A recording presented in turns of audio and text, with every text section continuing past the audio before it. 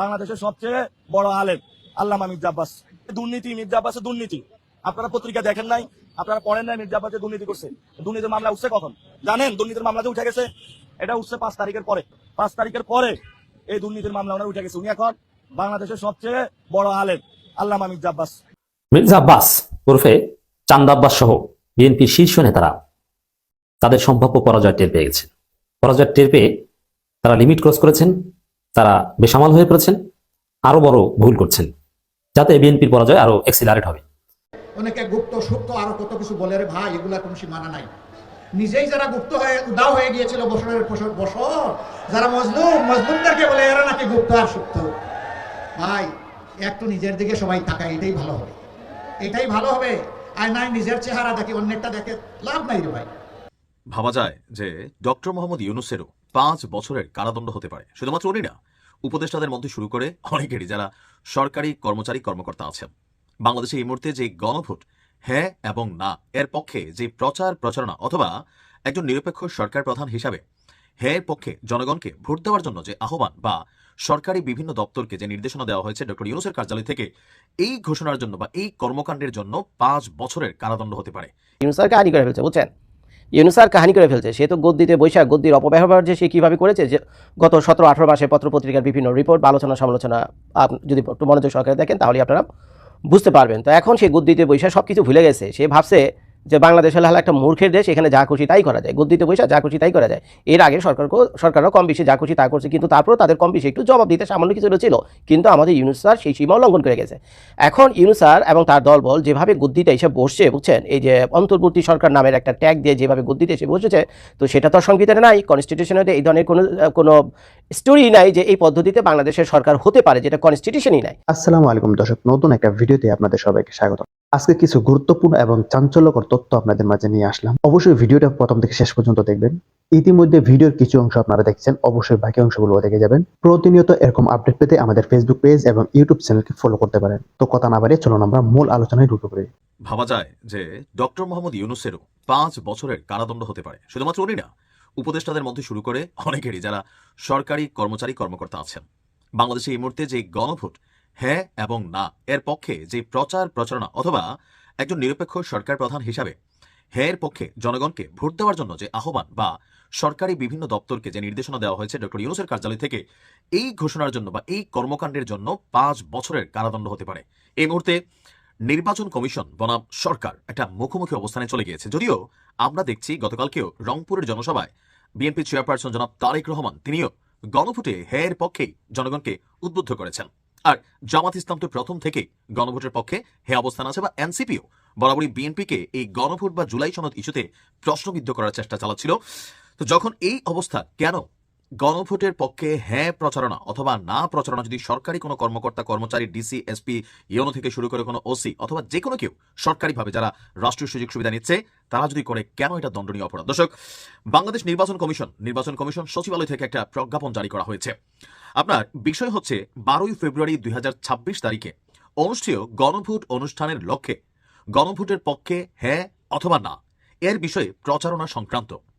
উপযুক্ত বিষয়ে গণভোট অধ্যাদেশ 2025-এর ধারা 21 এবং গণপ্রতিনিধিত্ব আদেশ 1972-এর অনুচ্ছেদ 86-এর বিধানবলীর প্রতি দৃষ্টি আকর্ষণপূর্বক জানানো যাচ্ছে যে প্রজাতন্ত্রের কর্মে নিয়োজিত কোনো ব্যক্তি, অর্থাৎ প্রজাতন্ত্রের কর্মে ডক্টর ইউনূস প্রজাতন্ত্রেরই কর্মচারী, এই উপদেষ্টা পরিষদ প্রজাতন্ত্রেরই কর্মচারী, সরকারি অফিসাররা প্রজাতন্ত্রের কর্মচারী।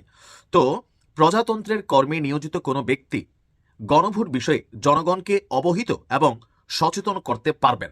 তবে তিনি গণভোটে হ্যাঁ এর পক্ষে অথবা না এর পক্ষে ভোট প্রদানের জন্য জনগণকে কোনোভাবে আহ্বান জানাতে পারবেন না। তাহলে রাষ্ট্রীয় কোষাগারে টাকা খরচ করে যে হ্যাঁ এর প্রচারণা চালানো হলো, এটা নিয়ে আসলে এই মুহূর্তে গণভোট নিয়ে পেছনে কি চলছে জানি না। তবে দুইটা পক্ষ আমরা দেখছি এই মুহূর্তে নির্বাচন কমিশন হঠাৎ করে কেন এমন বার্তা দিলেন বা এমন অধ্যাদেশ জারি করলেন। তো নির্বাচন কমিশন বলছে যে আপনি সচেতন করতে পারবেন, কিন্তু ভাই আপনি হ্যাঁ ভোট দেন, হ্যাঁ মানে আজাদি, না মানে গোলামি, এই ধরনের বক্তব্য যদি কোনো সরকারি অফিসার কর্মচারী কর্মকর্তা অথবা খোদ ডক্টর ইউনূস অথবা উপদেষ্টা পরিষদের যে কোনো কেউ দেয়, সেটা তারা পারবে না। কেননা এই ধরনের কার্যক্রম গণভোটের ফলাফলকে প্রভাবিত করতে পারে, যা গণভোট অধ্যাদেশ 2025-এর 21 এবং গণপ্রতিনিধিত্ব আদেশ 1972-এর অনুচ্ছেদ 86 অনুযায়ী একটি দণ্ডনীয় অপরাধ হিসাবে গণ্য হবে। তার মানে 2025 সালে যে সংস্কার করা হয়েছে সেই সংস্কারেও এই বিষয়টা আছে, আর 1972-এর যে অনুচ্ছেদ আছে সেখানেও আছে। বর্ণিত অবস্থায় উল্লেখিত বিধান অনুসারে প্রয়োজনীয় ব্যবস্থা গ্রহণের জন্য নির্দেশক্রমে অনুরোধ করা হলো প্রাপককে বিভাগীয় কমিশনার ঢাকা, চট্টগ্রাম এবং রিটার্নিং অফিসাররা, আঞ্চলিক নির্বাচনী কর্মকর্তা ঢাকা, চট্টগ্রাম, খুলনা এবং রিটার্নিং অফিসার, জেলা প্রশাসক সকল এবং রিটার্নিং অফিসার। আর আদেশক্রমে মোহাম্মদ মনির হোসেন উপসচিব, নির্বাচন পরিচালনা 2 অধিশাখা এরপর এখানে আপনার দেওয়া হয়েছে। তার মানে কি দাঁড়াচ্ছে, কেন আসলে হঠাৎ করে এই প্রজ্ঞাপন জারি করা হলো? এ নিয়ে ভেতরে ভেতরে হয়তো অনেক গল্প আছে, তবে যেটা আজকে থেকে যে কোনো রিটার্নিং অফিসাররা হ্যাঁ ভাই হ্যাঁ ভোট দিতে হবে, যেহেতু এখানে নায়ের অপশন রাখা হয়েছে, তার মানে কি জনগণকে নিজেদের ভোট নিজেদের জন্য অপশন রাখা হয়েছে। এক হচ্ছে এখানে কোনো না অপশন ছিল না, সো সেই ক্ষেত্রে হ্যাঁই দিতে হবে বা হ্যাঁই দিত, যেহেতু হ্যাঁ এবং না আছে নির্বাচন কমিশন যেটা এখানে বলতে চাচ্ছে, সো পাবলিককে সুযোগ দেন। হ্যাঁ দিলে কি ভালো হবে না হবে সেটা একরকম, কিন্তু হ্যাঁই দিতে হবে, হ্যাঁর পক্ষে প্রচারণা, এটা নির্বাচন কমিশনের কাছে কনফ্লিক্ট। কিন্তু কেন হঠাৎ করে নির্বাচন কমিশন এমন সিদ্ধান্ত নিল, পেছনে আসলে কি চলছে? আর এই আইন অনুযায়ী এই মুহূর্তে তত্ত্বাবধায়ক সরকার যারা আছে নির্বাচন কমিশনের আন্ডারে চলে গেছেন সকল সরকারি কর্মচারী কর্মকর্তারা ডক্টর ইউনূসের অধীনে কিন্তু এখন না। ওই যে ওই দিন আমরা কোন এলাকার একজন জেলা প্রশাসক তিনি বলছিলেন তিনি আসলে ডক্টর ইউনূসের কর্মচারী না, এই মুহূর্তে নির্বাচন কমিশনের আওতায় তারা আছেন, যার কারণে গণভোটের পক্ষে হ্যাঁর প্রচারণা তিনি চালাতে পারেন না, এটা আইনিভাবে ভেজাইল্লা। তার মানে এটাই। আর এখন থেকে যদি এটা কেউ করে তার জন্য 5 বছরের কারাদণ্ড হতে পারে।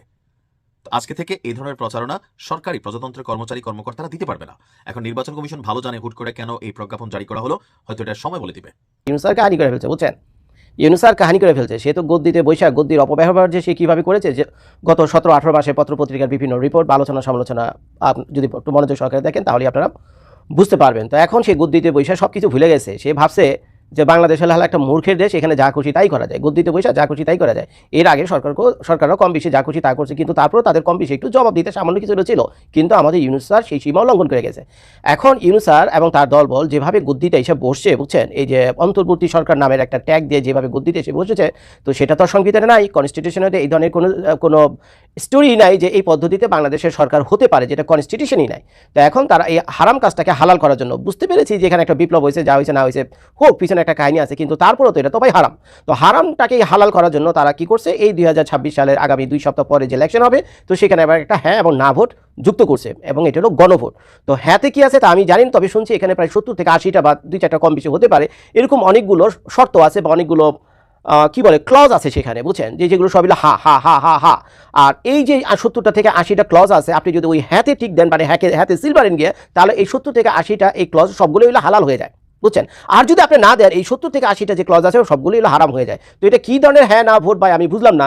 এর কারণ হলো আমাকে যারা ভিডিওটা দেখতেছেন আমার একটু বুঝাই যান যে ভাই এই যে 70 থেকে 80টা ধারা আছে সেখানে ক্লজ তারা দিয়ে রাখছে, এমনও তো হতে পারে 2-4টা আমার পছন্দ না, 2-4টা আমার পছন্দ না। যেমন মনে করেন একটা উদাহরণ দেই, সেই ধারাতে যেমন উল্লেখ আছে যে ইউনূস স্যার এবং তার দলবল যারা 17 মাসে ছিল, তারা তাদের কাজকর্মের জন্য কারো কাছে কোনো কৈফিয়ত দিতে পারবে না, ভবিষ্যতে তাদের কাছে কৈফিয়ত চাওয়া হবে না, কেউ চাইতে পারবে না।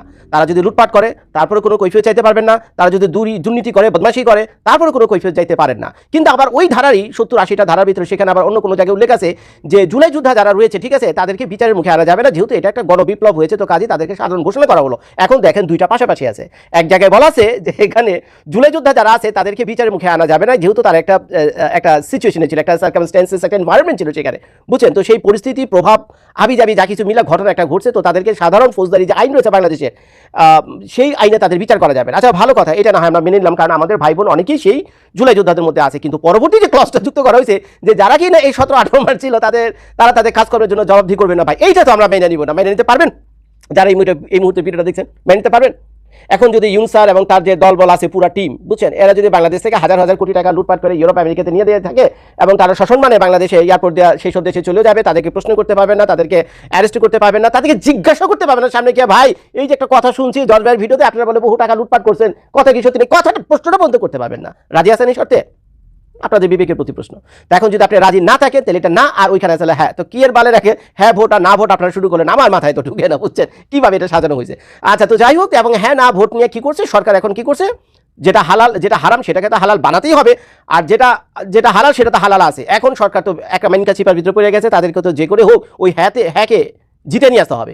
এর জন্য আমাদের ইউনূস স্যার কি করছে, তার দলবল সহ প্লাস তাদের সরকারি যে বাহিনী আছে, আপনারা জানেন তারা সংখ্যায় লক্ষ লক্ষ, এবং সরকারি বাহিনী লোকজন সচিব, উপসচিব, আমলা, মন্ত্রী, আমলা যারা আছে সরকারি, বুঝছেন।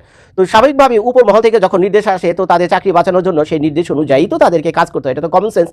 আর এই নির্দেশটা কি হালাল না হারাম, সেটা তো ভাই যে নির্দেশটা দিয়েছে এটা তাকে মেনে চলতে হবে, এটা তাকে বুঝতে হবে। আর তারা তো সে শুধুমাত্র আমলকর্তা, তারা শুধুমাত্র এটা নির্দেশ পালন করে যাচ্ছে। এখন ইউনূস স্যার কি করছে, তার গদ্দিতে বৈশা এই কাহিনী করছে যে হ্যাঁ ভোটে দেওয়ার জন্য সে তো পারে তার জীবন, জান এবং যৌবন দিয়ে দেয়। যৌবন তো স্যারের নাই, জীবন আর জান এই দুইটি আছে, আর কিছু পয়সা করে আছে। তো পয়সা করে দিয়েছে, কখনো কারোর সাথে নেগোশিয়েটে যাবে বলে আমার মনে হয় না ইউনূস স্যারের যে অবস্থা আর কি। কারণ তার আমি জীবনে দেখিনি বাংলাদেশে কোনো বিপদ আপদে কোনো জায়গায় গিয়ে কোনো আর্থিক সহযোগিতা করার জন্য মানুষকে, আমি তো দেখিনি, আপনারা দেখছেন কিনা জানি না। বাংলাদেশে তো প্রতি বছর বন্যা হয়। আরে ভাই, আমি একটা ছোট মোটো একটা কন্টেন্ট ক্রিয়েটর, আমিও তো গতবার যে সিলেটে বন্ধ হয়েছে তারপর আমার নিজের পকেট থেকে 50,000 টাকা দিছি, বুঝছেন। হ্যাঁ, আমার নিজের পকেটেই দেয়নি, ফেসবুক ইউটিউব থেকে ইনকাম করছি, তারপর তো আমি দিছি। কিন্তু ইউনূস স্যার দিছে এরকম কোনো কাহিনী আছে? আমি তো ভাই দেখিনি, আপনারা দেখছেন কিনা জানি না। তো এখন কি করছে, সে তার চামড়া খেয়ে, সে তার চামড়া বাঁচানোর জন্য হ্যাঁ ভোট যাতে যে করে হোক জিতে আসে, কারণ সে পাবলিকের উপর ভরসা করতে পারতেছে না, বুঝছেন। আমরা তো বোকাচোদা মূর্খ পাবলিক মনে করে আমাদেরকে, তারপরেও কেন জানি ভরসা করতে পারতেছে না। এর জন্য সে তার রাষ্ট্রীয় যত মেশিন আছে, বুঝছেন, রাষ্ট্রীয় যত মেশিন আছে সব লাগাই দিচ্ছে হ্যাঁ ভোটে, পাবলিক যাতে হ্যাঁ ভোটে দেয় সেটার ব্যাপারে ইনফ্লুয়েন্স তৈরি করার জন্য। কিন্তু ভাই সেটা তো 1972 সালে যে অনুচ্ছেদ আছে নির্বাচন বিধিমালা, তারপর 2025 সালেও আরেকটা ইনঅ্যাক্ট করা হয়েছে, এবং এটা মানে বিশেষ অধ্যাদেশ হিসেবে সংবিধানে অ্যাডও করা হয়েছে। তো সেই অনুযায়ী এই ধরনের হ্যাঁ বা না গণভোট যখন হবে, সরকার কোনোভাবেই সাধারণ পাবলিককে ইনফ্লুয়েন্স করতে পারবে না, এবং তাদেরকে মুখ দিয়ে বলতে পারবে না যে তোমরা হ্যাঁ বা না দাও। তাদের কাজ হলো দুইটা ভালো মন্দ তুলে ধরা, কিন্তু এইটা তারা মুখ দিয়ে ভুলে বলতে পারে না যে খালাম্মা ভোটটা হ্যাঁতে দিয়েন, বুঝছেন। এটা তারা মুখ দিয়ে বলতে পারে না, কিন্তু সুনির্দিষ্টভাবে স্পষ্টভাবে, বুঝছেন, একেবারে ডাইরেক্ট কোনো কথা নাই, বুঝছেন। আমাদের ইউনূস স্যার সেই বিধি লঙ্ঘন করে ফেলছে। তো এখন সেই বিধি লঙ্ঘন করার কারণে তার কি সাজা হতে পারে? সংবিধানের বাইরে যদি গিয়ে কাজ করে, স্বাভাবিকভাবেই সংবিধান অনুযায়ী তার সাধারণ ব্যবস্থা রয়েছে, সেই হলো ডাইরেক্ট অ্যাকশন, বুঝছেন, 5 বছরের জেল। কোনো কথা নাই, ঘর থেকে গিয়ে চাইলে পুলিশ যদি চায়, বাংলাদেশের পুলিশের যদি হ্যাডাম থাকে, আর বাংলাদেশে যে নির্বাচন, এখন তো বাংলাদেশের সরকারের চাইতে ক্ষমতা হলো বাংলাদেশ নির্বাচন কমিশনের, কারণ এটা একটা স্বায়ত্তশাসিত সংস্থা, different body, it's not the part of the government, আপনাকে মনে রাখতে হবে, বুঝছেন। এই সংস্থাটা অত্যন্ত অ্যাক্টিভ এবং খুব স্ট্রং হয়েছে যখন নাকি ইলেকশন আসে, পৃথিবীর বিভিন্ন দেশে হয় এটা। তো এখন এই সংস্থাটা চাইলে কিন্তু খুব সহজেই পুলিশ পাঠায় এই ইউনূস স্যারের ঠ্যাঙে ধরে নিতে পারে। কি কারণে ধরে নিতে পারে? কারণ আপনারা যদি লাস্ট কয়েক মাসের ভিডিও টেপগুলো আপনারা দেখেন, ইউটিউব, ফেসবুক অসংখ্য ভিডিও আছে, সে নিজের মুখেই এই গণভবনে বৈশা, তার নিজের গদ্দিতে বৈশা পাবলিকদেরকে সরাসরি বলতেছে আপনারা গণভোট দিবেন, গণভোটকে জয়যুক্ত করবেন। আপনারা দেখছেন এই ভিডিওগুলো, দেখছেন তো। তারপর আর কি, এরপর আর কি বলার আছে? সে তো সরাসরি বাংলাদেশের সংবিধান যেটা আছে, সংবিধানের কি করছে, এটা মেরে দিছে, বুঝছেন। এটা তো মানেই নিষে। তো কাজী ভাই, বিচার এবং আইন তো মানে সবাই তো বিচার এবং আইনের ভিতরে কেউ তার উঠে না, কে রাজা কে বাদশা, ওই আমল তো চলে গেছে, রাজা বাদশাদের আমল। কিন্তু এটা তো একটা গণতান্ত্রিক রাষ্ট্র, এখনো বাংলাদেশের গণতন্ত্র নামক শব্দটা আছে, গণতান্ত্রিক প্রজাতন্ত্র বাংলাদেশ। যদি গণতন্ত্র হয়ে থাকে তাহলে আপনাদের হ্যাডাম কত ধরে দেখেন, ইউনূস স্যারের ধরে লয়ে হেন আইনে তারা জিজ্ঞেস করেন সেই কাজগুলো কেন করছে, দেন না 4-5 বছরের জন্য ঢুকে দেন না, হইলো? এবারে তো জানার কথা। এত দলবল রয়ে বসেছে, লক্ষ লক্ষ টাকা তারা বেতন পাইতেছে, বৈশা রাজার হালে আছে, সরকারি পয়সায় আমোদ ফুর্তি করতেছে, তারপরে আবার বিধিনিষেধ লঙ্ঘন করতেছে। ভাই, এটা যদি ভাই আমরা সাধারণ কোনো অপরাধে যদি আমাদের বিচার হয়, আমরা যদি কোনো জায়গায় গিয়ে 10 টাকা চুরি করি, এই সংবিধান অনুযায়ী এটা তো অপরাধ নাকি?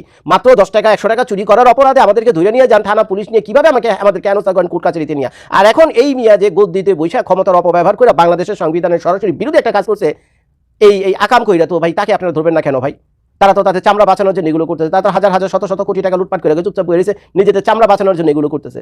তা আমাদের 100 টাকা 500 টাকা চুরির অপরাধে যদি এরকম বিচার হতে পারে, নির্মম বিচার হতে পারে, রাস্তা আমাদেরকে পিঠে মানুষ মেরেও ফেলায় একজন ছিনতাইকারীকে, দেখেন তো মাঝে ও বেচার অপরাধ ছিল 500-100 টাকা চিন্তাই করছে।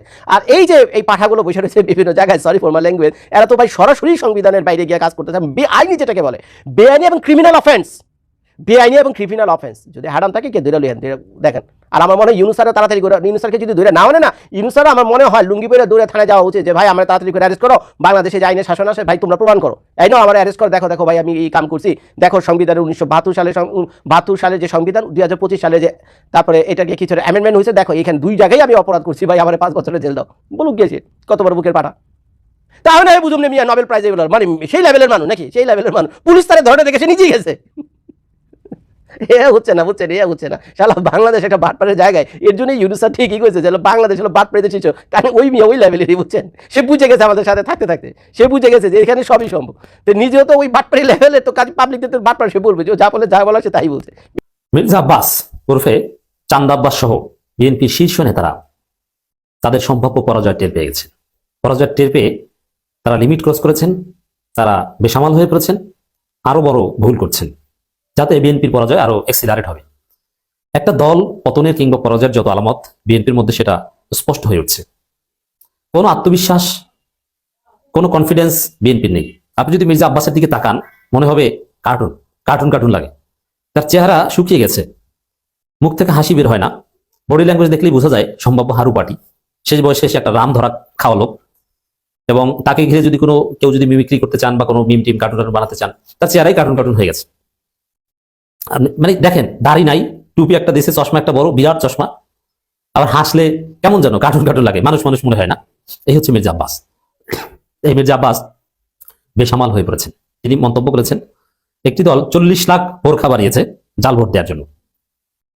দেখেন, ওই যে শেখ হাসিনা, তার পতন হয়েছে এই কারণে আন্দোলনকারী শিক্ষার্থীদেরকে রাজাকারের নাতিপুতি বলেছে। এখন এই মির্জা আব্বাসটা পরাজিত হবে এই কারণে এখন ইসলামকে টার্গেট বানিয়েছে, ইসলামের শেয়ার, ইসলামের ফরজ বিধানকে বিএনপি তাদের প্রতিপক্ষ বানিয়েছে।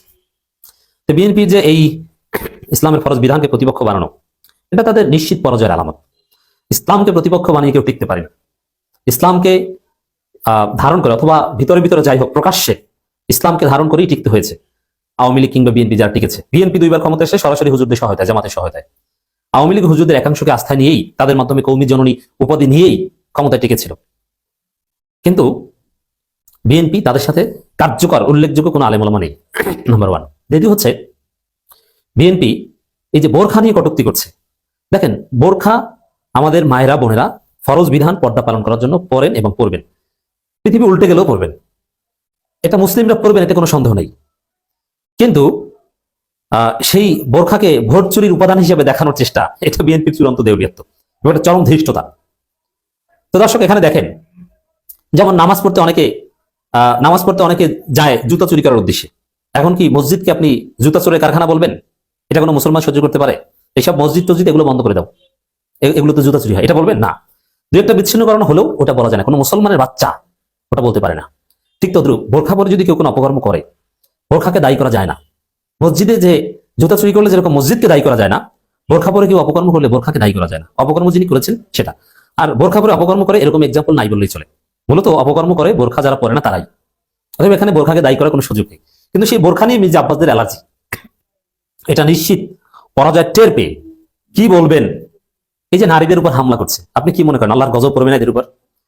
ঢাকা মহানগরীতে এক নারীকে কুপিয়েছে জামাতের পক্ষে ভোট চাইতে, এক ভিক্ষুককে পিটিয়েছে বিএনপি, আল্লাহর গজব পড়বে না? এই আল্লাহর গজবেই তো এরা পরাজিত হবে। তো দর্শক, এই যে কথা দেখেন, একটি দল 40 লাখ বোরখা বানিয়েছে জাল ভোট দেওয়ার জন্য। প্রথম কথা হচ্ছে যে এটা বোরখার প্রতি অবমাননা, ইসলাম অবমাননা। বাইতুল মুকাররমের খতিব কি করেন আমি জানি না, তার উচিত মির্জা আব্বাসকে তওবা করার আলটিমেটাম দেওয়া, নইলে মির্জা আব্বাসকে রাস্তাঘাটে পেটানো দরকার, ওর পাঞ্জাবি খুলে ওরে পেটানো দরকার। এই চাঁদ আব্বাসকে ওরে বেঁধে রাখা দরকার। বোরখা নিয়ে তুই এত বড় মন্তব্য করছিস, তুই বাংলাদেশে থেকে, এই মুসলমানদের মাতৃভূমিতে, এত বড় সাহস তোর! বাটপারের ঘরে বাটপার চাঁদ আব্বাস। আলেম ওলামাদের কেন মিছিল করেন? এখন নির্বাচনী সময় এটা না হলে আমার মনে হয় আলেমরা ফুসে উঠতো। আর হেফাজতে আমির যদি মেরুদণ্ডওয়ালা এবং কার্যকর কোন আমির থাকতেন, এই চাঁদ আব্বাসকে ধরতেন। যদি বোরখা নিয়ে এত বড় কটূক্তি তুই কিভাবে করিস? এটা তো সেই আওয়ামী লীগের শহীদ আশরাফ বা এই টাইপের কিছু লোকজন করতো।